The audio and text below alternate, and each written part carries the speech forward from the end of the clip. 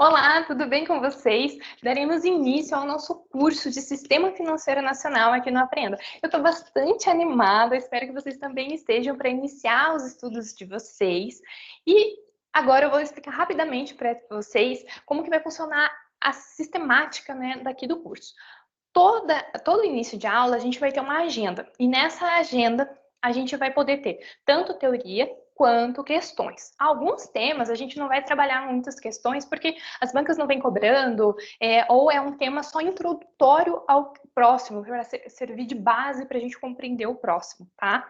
E sempre ao final das aulas eu faço uma retomada geral, como se fosse uma espécie de um resuminho, tá? Espero que vocês gostem e caso vocês tenham alguma dúvida, escreva pra gente, pode ser nos comentários mesmo, porque isso vai fazer com que a gente entenda o que vocês estão esperando e o que a gente pode melhorar. Então é muito importante a participação de todos, tá? Então vamos lá, vamos começar a nossa aula.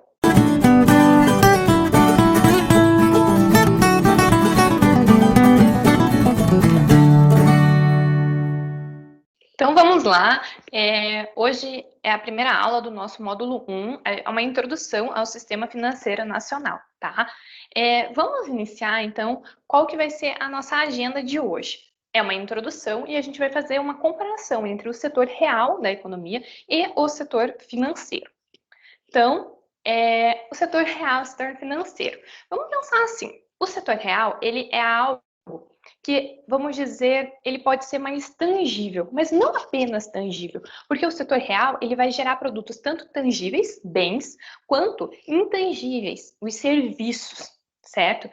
Ele é empregado para designar determinados valores, transações e fluxos no sentido de expurgados, tá? Das variações nominais da moeda e também empregado para designar produtos e riquezas concretas, palpáveis. Por isso que eu digo assim, é mais palpável, é como se você conseguisse pegar, é o setor real, é o que realmente está acontecendo dentro da economia, tá? E ele vai ter um valor intrínseco de uso para satisfazer uma satisfação, assim, direta das necessidades de consumo e de produção. Tá? Então, o que acontece? Já o termo financeiro, ele vai ser empregado para determinar ativos de variáveis e de fluxos, em que a moeda corrente e outros títulos de créditos, eles são os elementos-chave, os próprios objetos das transações. Então, essa que é a grande diferença, vamos dizer, entre o setor real e o setor financeiro. A gente vai ver com mais detalhes agora, tá? Então, aqui a gente tem um fluxo do setor real. São aquelas transações que acontecem. Eu não sei se vocês já tiveram algum contato com a economia, com aquele fluxo circular da renda. Então, aqui é bem parecido, mas ele é um pouco mais simplificado. Entretanto, ele tem aqui o exterior. Então, ele é uma mescla, vamos dizer, dos agentes econômicos. Então, a gente vai ter aqui em cima o governo, a gente tem as empresas e a gente tem as famílias e tem o exterior, tá? E existirão relações entre esses agentes que estarão dentro do setor real, certo? Então vamos ver alguns exemplos aqui. A gente vai ter entre da família para o governo os tributos líquidos de transferências. Entre as empresas e o governo, a gente vai ter os tributos líquidos de subsídios. E daí a gente tem bastantes relações entre as famílias, né, os consumidores, e as empresas. Entre das famílias para as empresas, a gente vai ter determinados dispêndios. Das empresas, em contrapartida, para as famílias, a gente vai ter os produtos. Agora, de novo, as famílias, elas vão dar os recursos de produção para as empresas, então elas vão poder oferecer, por exemplo, a sua força de trabalho. E a empresa, ela vai dar a renda para a família. E essa renda da família, depois naquele fluxo, essa família, ela vai poder ir, por exemplo, ao mercado de bens e serviços, realizar uma determinada compra. E agora a gente tem aqui do exterior para as famílias. Pode ter pagamentos líquidos por recursos empregados? Das empresas para o exterior, o que acontece? Quando uma empresa aqui dentro do Brasil, ela manda alguma coisa para o exterior, o que está acontecendo? Está existindo uma exportação. E quando o exterior traz alguma coisa, né, alguma empresa de fora traz algo aqui para as empresas internas, as empresas brasileiras, o que está acontecendo? Está acontecendo as importações. Então, o que acontece? A gente tem no setor real essas transações que pode gerar produtos tangíveis, seriam os bens, ou os intangíveis, que seriam os serviços, tá? E ela vai... outra coisa importante é que o setor real, ele se segmenta segundo ramos de atividade e gêneros de produtos gerados, tá? E ele vai ter tanto consumo durável, semidurável e imediato, certo? Já o setor financeiro, não é que ele esteja apartado do setor real, não, de modo algum. O que acontece especificamente é que o setor financeiro, ele está até próximo, ele tem relações com o setor real, de um modo geral, certo? Então, a gente vai poder ter aplicações ou captações de recursos. Então, a gente vai poder ter o setor financeiro junto ao setor real. A gente pode ter as captações, que seriam as operações passivas, então é como se ele estivesse pegando do setor real, e as aplicações é como se ele estivesse injetando dentro do setor real. Então, como captações de operações, né, as operações ativas, a gente pode ter depósitos de disponibilidades monetárias, a gente pode ter reservas não monetárias, então, por exemplo, aplicações em ativos emitidos pelo setor financeiro, e também a gente pode ter aplicações em ativos negociados e repassados pelo setor financeiro. Então, a gente vai ter, por exemplo, emitidos por empresas, debêntures, ou até mesmo pelo governo, que é um dos agentes aqui que a gente viu, né? Que ele pode fazer letras e obrigações da dívida pública, certo? Isso seria uma captação, uma operação passiva. Já uma aplicação, ou seja, o setor financeiro está entrando, né, dentro do setor real, a gente teria necessidades de capital de giro, a gente pode ter créditos de dispêndios de consumo das famílias, a gente pode ter financiamentos para investimentos de famílias em títulos, e também a gente pode ter aquisições de títulos da dívida pública pelo financiamento do déficit do governo. Então, há diversas relações que o setor financeiro tem com o setor real. Então, a gente não pode colocar aqui como se fossem totalmente separados, eles têm relações, só que cada um vai atuar numa determinada área. Então, eles são interligados, mas cada um cuida de uma coisa, vamos dizer assim, tá? Então, aqui a gente vai fazer um esquema. Isso aqui é baseado no livro do Rossetti, tá? De introdução à economia. Então, é bem interessante isso daqui, se vocês puderem ir acompanhando e anotando, porque isso daqui resume bem o que cada um faz, tá? Então, vamos começar pelo setor real. O setor real, ele vai gerar bens e serviços. Como eu comentei com vocês, deixa eu só pegar aqui, o que vai acontecer? É bens e serviços, tá? Então, bens e serviços. Não é só ativos tangíveis nem intangíveis. São os dois no setor real. O que mais? O valor adicionado resulta preponderantemente de 5 categorias de processos produtivos. Então, ó, são 5 categorias de processos. Isso tem que estar bem claro para a gente conseguir depois entender o sistema financeiro e depois conseguir entender o sistema financeiro nacional que a gente adota aqui no Brasil e que cai nas nossas provas, tá? Então, o que acontece? A gente vai ter a extração, a transformação, a construção, a movimentação e comercialização. Esses são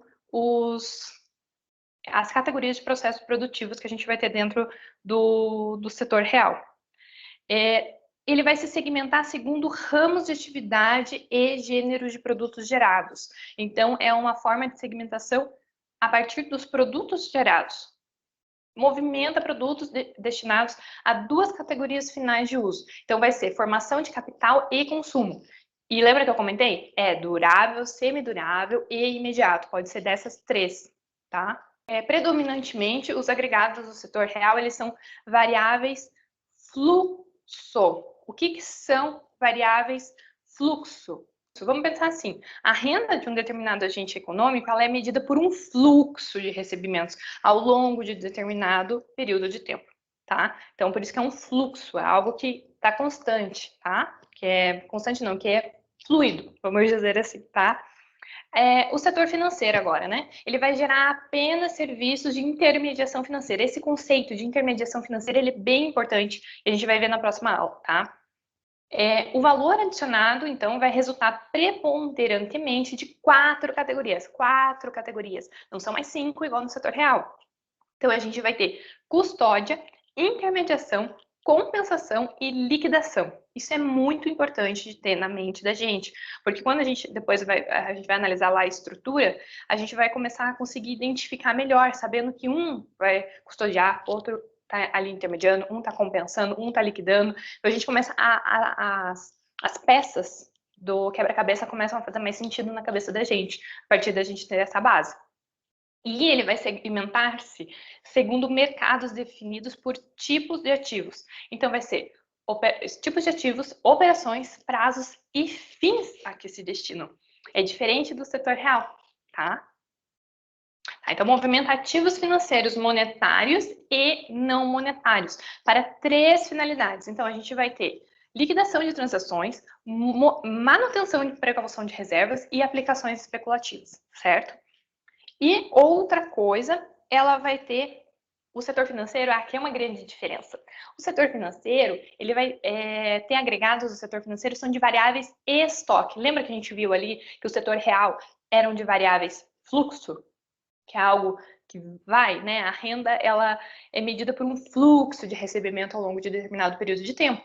No setor financeiro, a gente tem variáveis estoque. O que isso quer dizer? Variável estoque. Por exemplo, a moeda de que ele vai dispor, esse agente financeiro, ela é medida por um estoque em dado momento, tá?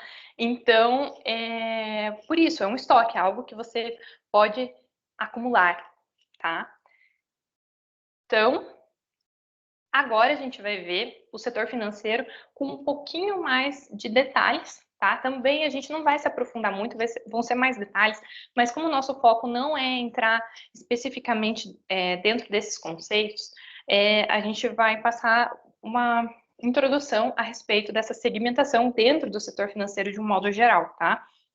Então, aqui a gente tem que o setor financeiro, ele pode se dividir tanto em mercado monetário, mercado de crédito, mercado de capitais e mercado cambial. Eu aposto que vocês já devem ter ouvido isso em algum lugar, seja no Jornal Nacional, seja resolvendo alguma questão, ou na faculdade. Eu tinha eu tive uma disciplina na faculdade que era sobre mercado de capitais, mas o professor, para explicar o mercado de capitais, ele teve que explicar para a gente o que era o sistema financeiro.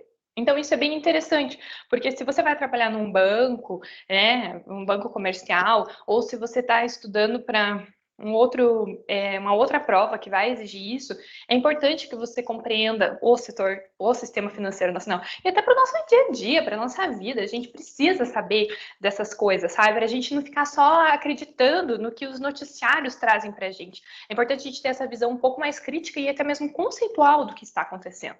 Então, vamos lá. A gente vai falar algumas das características principais desses mercados, tá? Então, por exemplo, mercado aqui de capitais. Alguém aqui já investe em bolsa de valores, por exemplo? Deixa nos comentários aqui para mim. Alguém já investe em mercado de capitais, em bolsa de valores? Ou, para investir em mercado de capitais na bolsa de valores, a regra básica é você ter uma reserva de emergência, certo?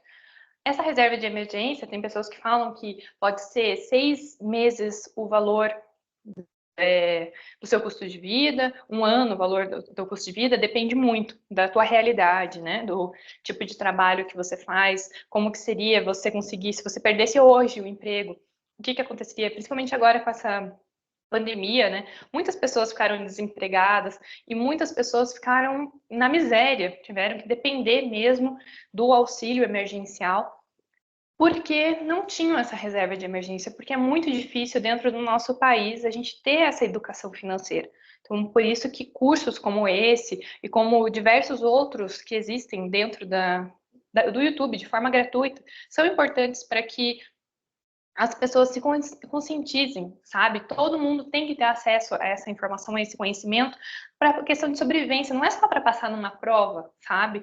É para a gente ter essa capacidade de sobrevivência nesse nosso mundo, esse mundo competitivo que a gente existe e que tem muito malandro, muita gente tentando nos enganar. Então, vamos ser mais espertos. A gente não tem que ser malandro também. A gente tem que ser mais esperto do que um malandro, para não se deixar enganar, tá? Mas vamos lá, então. Vamos ver uma coisa interessante.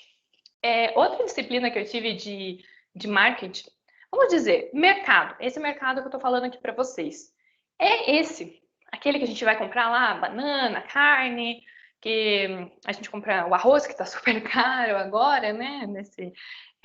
No ano de 2020, segundo semestre. É esse o mercado que eu estou falando? Não. Gente, por favor, grava, coloca asterisco, hashtag, não falem mais isso, certo? Principalmente se você vai fazer uma redação, não façam. Mercado não é o supermercado que nós realizamos as nossas compras.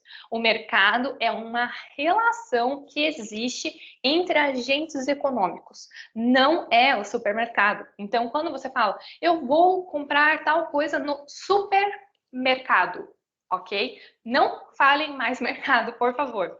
Então, vamos lá. O que é o mercado? O mercado vai ser essa relação que existe entre agentes econômicos. É uma relação, é como se fosse uma troca que existe. Vão ter determinadas pessoas, a gente vai ver esse conceito bem aprofundado na próxima aula, mas vão ter determinadas pessoas que elas vão ter um pouquinho mais de dinheiro. E vão ter pessoas que vão ter um pouquinho menos de dinheiro. E elas vão precisar recorrer ao mercado para ter um pouquinho mais de dinheiro. E essas relações que existem entre agentes superavitários e deficitários vão acontecer aonde? No mercado econômico. E que a gente vai ver agora 4 que são aqueles que compõem o sistema financeiro. A gente tem o mercado monetário. No mercado monetário, a gente vai ter relações de curto e curtíssimos prazos. E a gente vai ter quais agentes? A gente vai ter as autoridades monetárias e os intermediários financeiros. Os intermediários financeiros vão ser aqueles que a gente vai ver na próxima aula que compõem o sistema financeiro nacional. Calma, que na próxima aula a gente vai ver isso. E secundariamente, né, segundo o Rossetti, a gente vai ter aberto a todos os demais agentes econômicos. E isso aqui é importante, qual que é a finalidade do mercado monetário? É regular a liquidez da economia como um todo. No nosso dia a dia, o que é algo líquido? Não é só a água. A liquidez dentro da economia, dentro das finanças, significa o quê? É você poder ter determinada coisa na hora que você quer. Então, por exemplo, vamos dizer que eu tenho aqui, tem uma caixinha de óculos, tá? Para que isso daqui seja líquido para mim, o que acontece? Ela tem que estar disponível para mim a qualquer momento. Então, se eu coloco em determinado lugar, eu vou poder pegar a hora que eu precisar para guardar o meu óculos para que não arranhe, tá? Então, isso é ser líquido. No dia a dia, com o dinheiro, né? Com a unidade monetária, o que é ser líquido? É você colocar isso dentro de um determinado local, dentro de uma aplicação financeira, que você consiga retirar isso. E retirar isso quando você precisar. Por isso que falam que a reserva de emergência, lembra que eu comentei que é aquilo que pode ser, por exemplo, 6 vezes o custo de vida, o seu custo de vida, ele tem que estar num lugar assim, num lugar que você consiga tirar, o objetivo aqui não é ganhar dinheiro com a aplicação, não é você pegar e colocar o dinheiro pensando, vou ficar rica, milionária e vou conseguir pegar a qualquer momento. Não. Tá? Existem trade-offs, existem custos de oportunidade das aplicações que a gente vai ver ao longo do nosso curso, que fazem com que determinadas aplicações você não consiga tirar. E se você tirar antes do prazo, você até pode, mas você vai perder. E a liquidez, não. Quando algo é líquido, você pode tirar a qualquer momento, sem pensar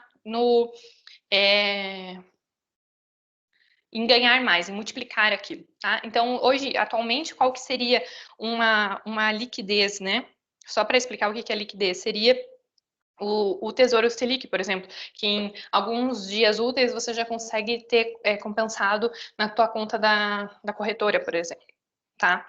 Então, só para vocês saberem, entenderem, né, o que é essa liquidez. Mas voltando aqui, desculpe, para o mercado monetário, a finalidade vai ser essa, de regular a liquidez da economia como um todo. Agora, o mercado de crédito. O mercado de crédito, eu aposto que você, espero que não, mas alguém que você conhece já participou desse mercado de crédito. O mercado de crédito, principalmente no Brasil, tivemos algumas políticas, principalmente ali do governo Dilma, que incentivavam o crédito. O que é incentivar o crédito?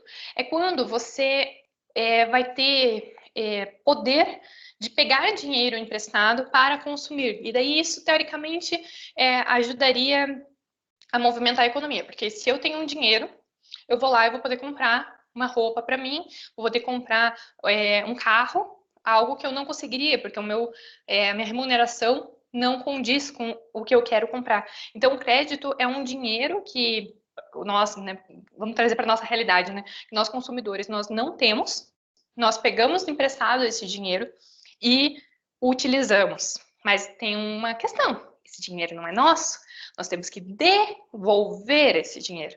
E quando a gente devolve, a gente tem que pagar um juro sobre aquilo, porque ninguém vai nos dar dinheiro de graça, né? Então, nenhum almoço é grátis, como já diriam, né?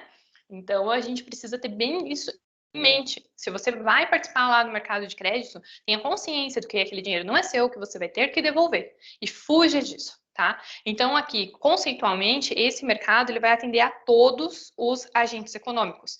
E pelos riscos envolvidos, vai envolver algumas garantias. Então, elas vão ser reais, pignoratícias, fidejussórias. Eu sempre confundo como que falam essas palavras, tá? Mas falando de uma forma mais fácil, né? Seriam hipotecas, penhores e finanças. Hipotecas, penhores e finanças. Então, você vai ter que dar a garantia. Você não vai pegar o seu dinheiro, do dinheiro de um banco, de alguém, e não vai ter que dar alguma garantia disso. Então, tome muito cuidado quando você for operar no mercado de crédito. Agora, o mercado de capitais, ele é interessante. Porque o que acontece? A gente vai ter operações sem prazos definidos, eles vão se transacionar por cotas de capital de empresas. Então, é como se você pegasse um tijolinho, você fosse dono daquele tijolinho dentro da empresa, tá? Então, você pode comprar um pedacinho daquela empresa. E vai ter o quê? Riscos maiores. Por quê? Porque tende a valorizar mais no curto prazo. No curto prazo, eu digo, por exemplo, você pode estar hoje R$ 1, amanhã pode estar 2, mas pode ser também que amanhã esteja 50 centavos. Então, o risco é maior, mas você pode ter ganhos maiores também.